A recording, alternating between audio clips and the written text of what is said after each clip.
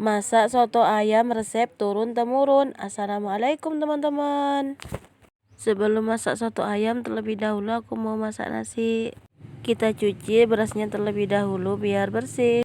Untuk masak kali ini aku nggak mau menggunakan rice cooker ya. Aku tahu dicolok, aku mau dimasak dengan diliwet terus dimasukkan dalam. Kalau di tempatku itu namanya sobluk, nggak tahu ya kalau tempat kalian apa namanya. Apa sih bahasanya? Aku juga nggak tahu.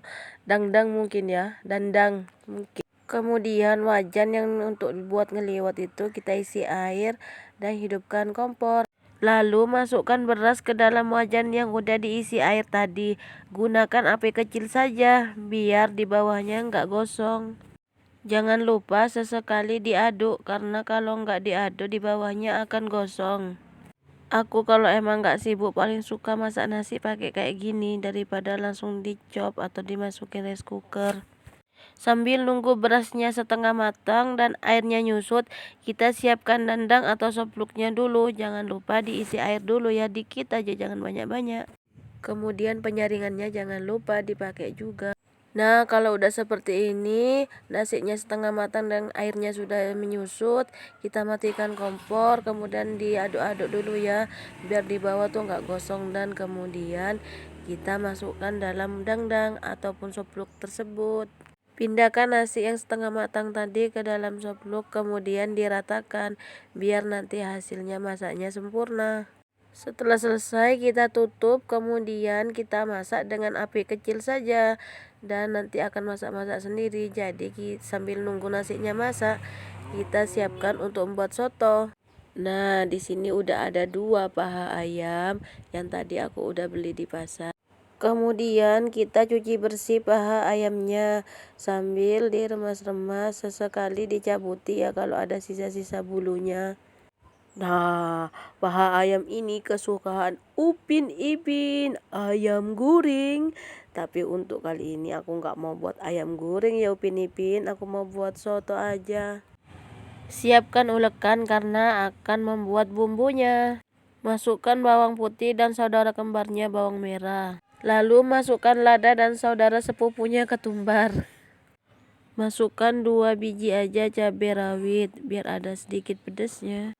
Kemudian masukkan kunyit dan sedikit kencur aja biar ada harum-harumnya.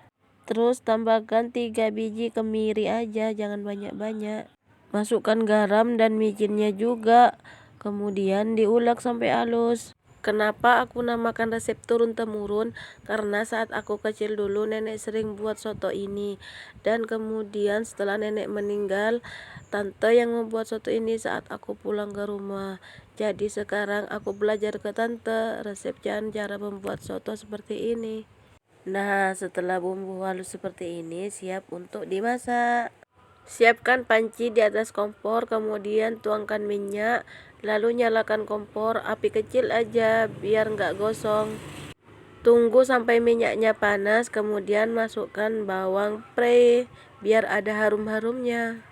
Kalau nggak punya bawang pre boleh diganti dengan bawang merah aja.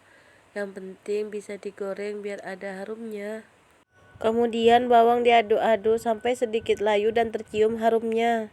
Setelah wangi bawangnya kecium, masukkan bumbunya, terus kita tumis-tumis sampai benar-benar matang. Setelah bumbunya matang, kita tambahkan air.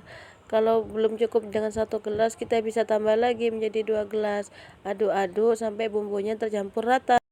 Kemudian masukkan daun jeruk, tapi sebelumnya daun jeruknya dicuci dulu ya. Terus kita masukkan. Lalu masukkan juga paha ayamnya. Kemudian diaduk-aduk. Pakai api besar ya, biar cepat matang. Kemudian kita tutup sambil nunggu sotonya matang. Kita lihat dulu ya tadi nasi yang kita masak. Nah, ini dia nasi yang tadi kita masak udah mengeluarkan asap yang banyak. Tandanya nasi udah mulai matang. Kalau emang masih belum percaya, yuk kita lihat. Sebelumnya diaduk dulu nasinya biar matangnya tuh merata. Kalau kalian belum yakin nasinya masak apa enggak, kalian boleh ambil sedikit terus kemudian dipijit-pijit sama tangannya. Nanti kalau masih keras berarti nasinya belum matang. Tapi kalau emang udah lembut Kayak gini udah lembut banget, berarti nasinya sudah matang dan kita matikan kompor. Buat kalian yang belum pernah nyoba masak seperti ini mungkin agak sedikit ribet ya kan, tapi menurutku kalau emang udah terbiasa udah cepet. Hitung-hitung belajar juga kalau seandainya listriknya lagi padam kan bisa dimasak seperti ini. Ini sotonya udah masak, tapi terlebih dahulu ayamnya aku goreng ya, karena aku suka ayam yang krenyes-krenyes. Tergantung selera, kalau emang langsung dimakan ya juga nggak apa-apa, emang udah enak. Cuma aku pengen yang agak krenyes-krenyes gitu, agak kering-kering dikit. Jangan sampai kering banget, apalagi gosong, jangan ya. Karena sotonya akan kubuat kayak soto beli kayak gitu, ayamnya aku suwir-suwir. Setelah warnanya udah seperti ini, matikan kompor, terus ayamnya angkat, tunggu sampai ayamnya dingin, kita tinggal iris-iris atau suwir-suwir.